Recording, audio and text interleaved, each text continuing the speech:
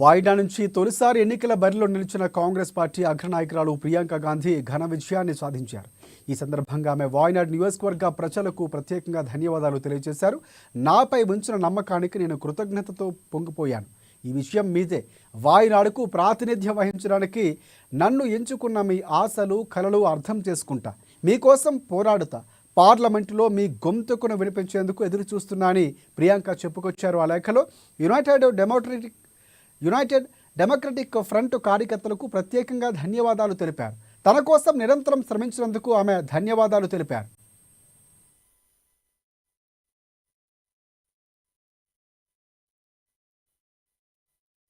ఇక వయనాడ్లో లోక్సభ స్థానానికి జరిగిన ఉప ఎన్నికలో ప్రియాంక గాంధీ సిపిఐ అభ్యర్థి సత్యన్పై 4,08,036 ఓట్ల భారీ మెజార్టీతో ఘన విజయాన్ని సాధించారు.